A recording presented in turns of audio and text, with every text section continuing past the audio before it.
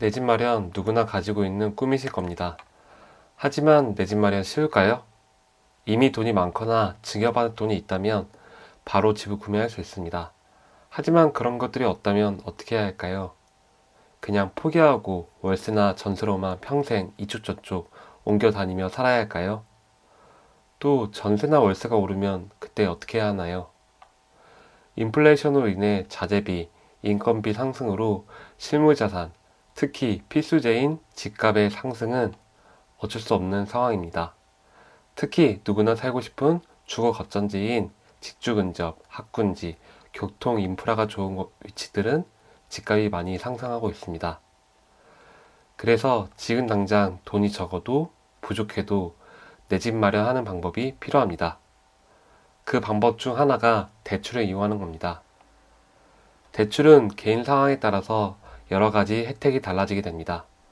전책작은 대출인 디딤돌, 보금자리론에서 시작해서 은행사별, 보험사별 대출 기준과 한도가 정해져 있습니다. 복잡하고 두려운 대출, 그러나 잘만 쓰면 유익한 양날의 칼 같은 이 대출에 대해서 말씀드리겠습니다. 내 집 마련 계획이신 분들은 꼭 끝까지 영상을 보셔야 합니다.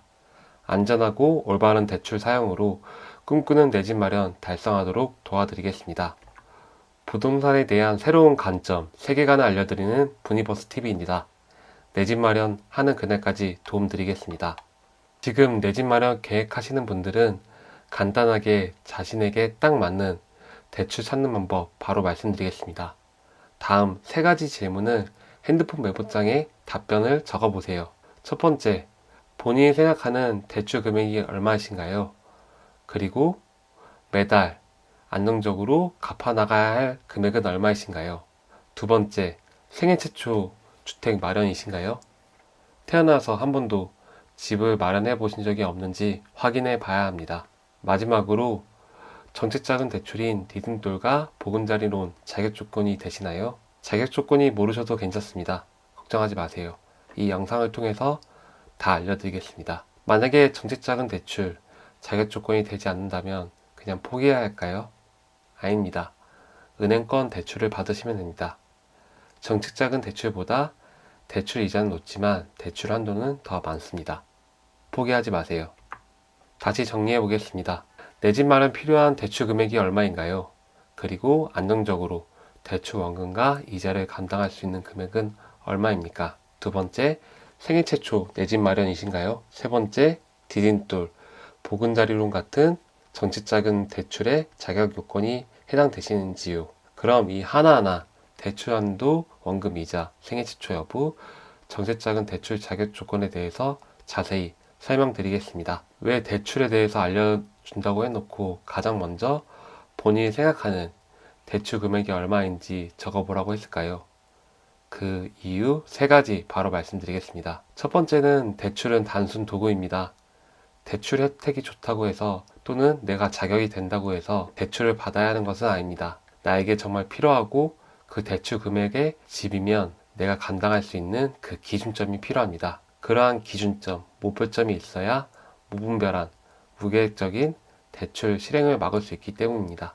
다음 두 번째입니다. 대출 금액별 전체작은 대출을 선택할지, 은행권 대출을 실행할지 의사결정을 할 수 있습니다. 정책작은 대출은 낮은 이자를 가진 대신 엄격한 자격 요건과 정해진 대출 한도가 있습니다. 예를 들어 디딤돌 대출은 자격 조건별 최대 5억에서 2.5억까지 가능합니다. 간단하게 말씀드리면 디딤돌 대출에서도 신생아 특례 디딤돌은 5억, 신혼이나 다자녀 가구의 경우에는 4억, 생애 최초는 3억, 그 외 디딤돌은 2.5억입니다. 또한 보금자리론 같은 경우에는 최대 3.6억이며 전세 사기 피해자는 4억, 생애 최초는 4.2억입니다.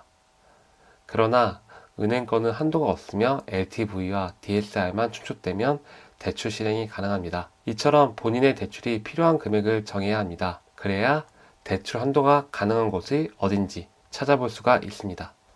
마지막으로 대출 금액과 종류를 통해서 매달 갚아야 하는 대출 원금과 이자를 알아보기 위함입니다. 대출을 받아서 내 집 마련하면 끝일까요? 당연히 아닙니다. 그 집을 지킬 수 있어야 합니다. 매달 나가는 대출 원금과 이자를 낼 수 있는지 확인하셔야 합니다. 이것들을 알기 위해 뼈대가 되는 기준이 내 집 마련에 필요한 대출 금액입니다. 그래서 그걸 적어보라고 합니다. 그럼 대출 금액을 적었다면 대략적으로 매달 갚아야 할 대출 원금과 이자에 대해서 알아보도록 하겠습니다. 네, 네이버에 들어가셔서 대출 계산기라고 적어주시면 됩니다. 그 다음에 여기에 대략적으로 지금 알아보기 위한 거기 때문에 본인이 필요한 금액을 적어보겠습니다. 3억으로 적고 기본적으로 30년 대출을 많이 이용하고 그 이상 있기 때문에 저희는 기본인 30년을 적겠습니다. 그리고 대출에 대해서 보수적으로 잡기 위해서 4.5%면 아주 높은, 현재 기준으로 높은 금리이기 때문에 해당 건으로 하고 원리금 균등으로 진행을 해보겠습니다. 그러면 매달 관련돼서 152만 원을 갚아야 된다는 것이 알 수 있습니다. 이렇게 확인해서 매달 내가 갚을 수 있는 금액인지 아닌지 체크를 하시면 됩니다. 물론 대출의 종류에 따라서 그리고 금리가 바뀌고요. DSR, LTV에 따라서 금액도 달라집니다. 하지만 매월 내가 감당할 수 있는 금액인지 내 월급으로 충분한지 알아보기 위해서 대략적으로 지금 진행해 보았습니다. 앞으로 안내해 드릴 거에서 이제 이 4.5% 금리보다는 더 낮을 수 있게 도움 드릴 테니 너무 걱정하지 마시고요. 먼저 보수적으로 내 월급에서 매월 갚을 수 있는지 확인해 보기 위해서 다음과 같이 대략적으로 알아볼 수 있는 방법 말씀드렸습니다. 다음으로 넘어가겠습니다. 생애 최초 내 집 마련이신가요? 라는 질문에 대해서 알아보겠습니다. 생애 최초 기준이 무엇일까요? 태어나서 한 번도 내 집을 구매한 이력이 없으면 됩니다. 당연히 아파트뿐만 아니라 빌라, 거주용 오피스텔 등 주거형 부동산을 모두 포함합니다. 본인이 구매하지 않았더라도 증여나 상속으로 본인의 명의의 집이 있었다면 제외가 됩니다. 그 외에도 신혼부부는 일심동체라는 말처럼 자격조건도 함께 보게 됩니다. 배우자가 주택매매 이력이 있다면 생애 최초는 불가능합니다. 또한 주택 매매 이력이 있는 부모님과 함께 거주하는 미혼이셔도 불가능합니다.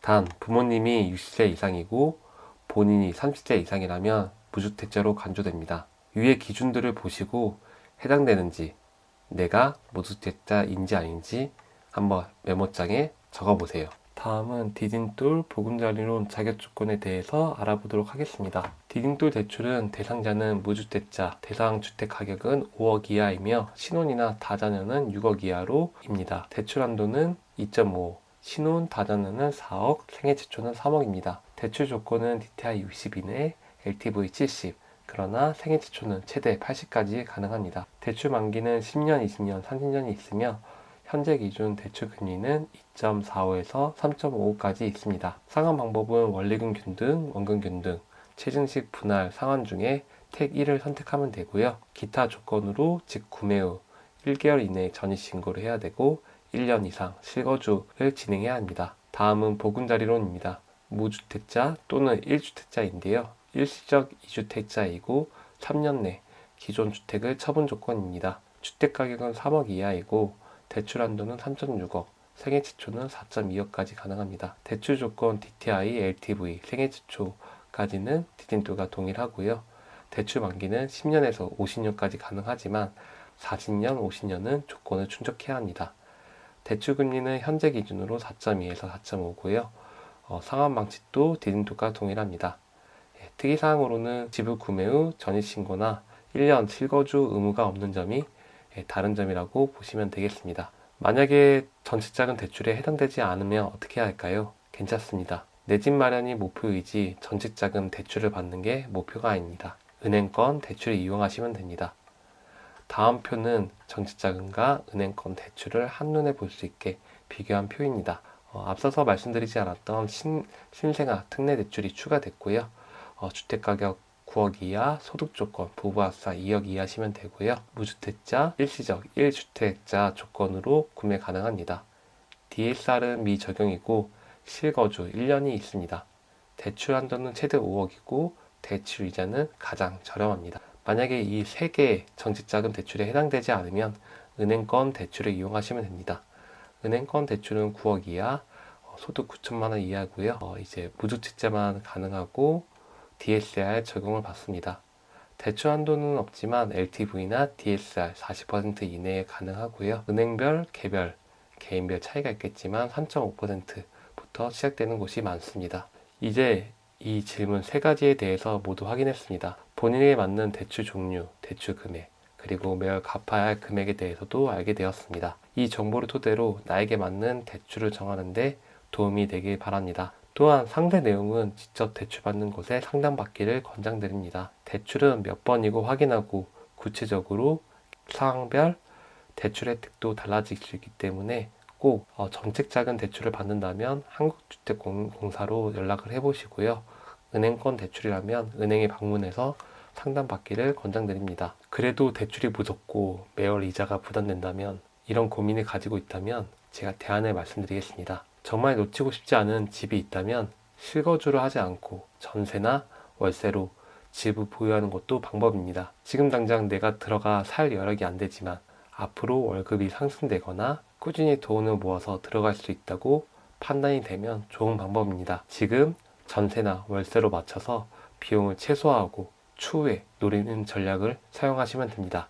방법은 언제나 존재합니다. 내 집 마련은 누구나 가진 꿈입니다. 특히 새로운 시작하는 예비부부, 신혼부부, 새로운 가족인 자녀가 태어날 경우에는 보금자리가 필요합니다. 무엇이든 하고자 한다면 방법은 존재합니다. 제가 말씀드린 방법 외에도 직접 전세자금처 그리고 은행에 문의해서 방법을 찾아내서 내 집 마련하기를 응원합니다. 오늘은 나에게 맞는 대출 찾는 방법에 대해서 알려드렸습니다. 필요한 대출 금액, 월 상환 금액, 생애 최초 가능한지, 정책자금 대출이 가능한지에 대해서 말씀드렸고요.